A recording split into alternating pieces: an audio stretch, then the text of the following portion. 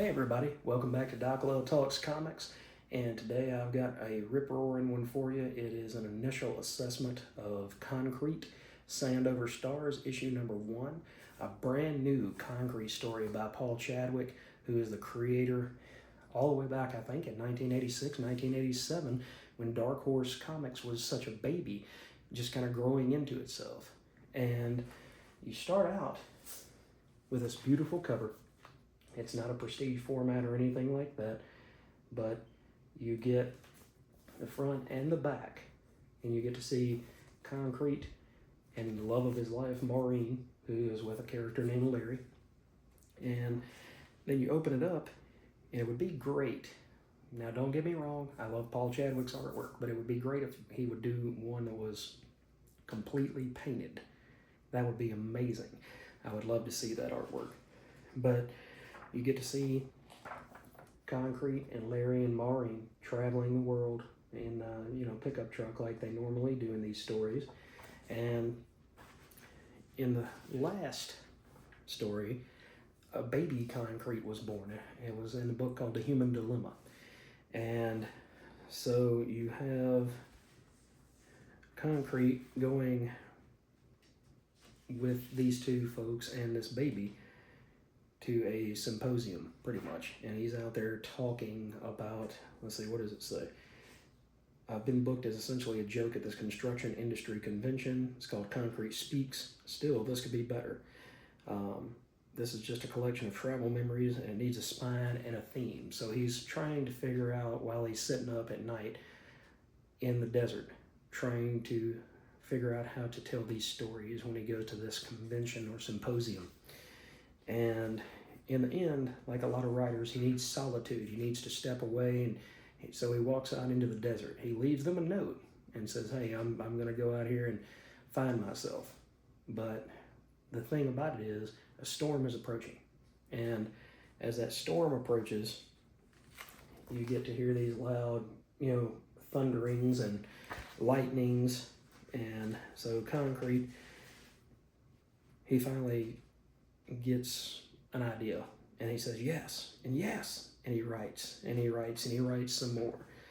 And he keeps hearing the rumble of the thunder, and then the rain comes in the sand. And he says, oh man, I'm on top of this hill, I got to go. He said, the storm's coming this way. And he gets struck by lightning. So he forgets who he is. He forgets that his name is Ron. He forgets all of the incredible things that he knows, his friends, the ones he loves. He doesn't know who he is anymore. And so this is going to be a story about literally finding himself, going out there and rebuilding who Concrete is. And it's only 5 issues. And that's what I really love about Paul Chadwick, is he can go and tell a complete story in 5 issues, and at the end of it, you feel like you've really read something that was worth your time.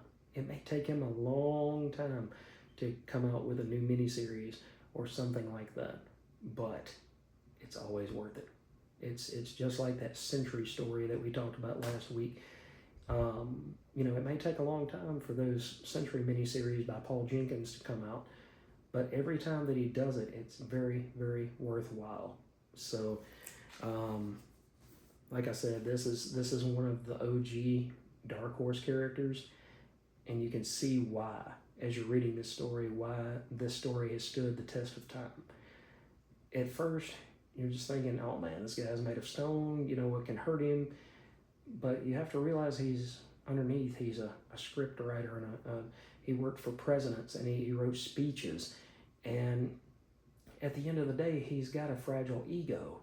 And there's people out there that he loves that they end up loving someone else.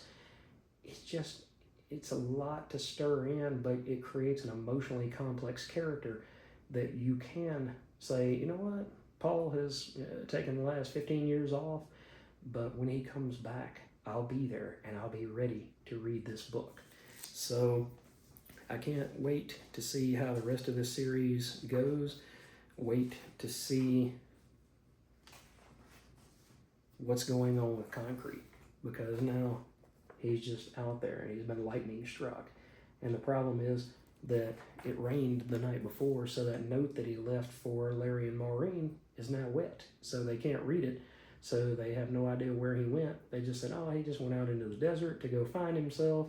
They have no idea that when he awakens, he's not going to remember who he is. So what do you think, guys? Do you think this book is worth your time? What I have found is that a lot of our thought processes and our attention spans are shorter than what they used to be. So when you go out there and try to read something like this, you have to have a quiet room, you have to have quietness, and you have to take your time with it. It's like the original Swamp Thing stuff from Alan Moore. You can read it just as a superhero book, but at the end of the day, if you go back and take your time with it, one issue at a time, then you will find that it's got so many other layers, just like an onion, that you can uncover. And these concrete books are exactly the same. So let me know if you guys picked this up in the comments. Let me know if you're going to try something new along with me, or if you're going to stick to your regular fare that you read week in and week out.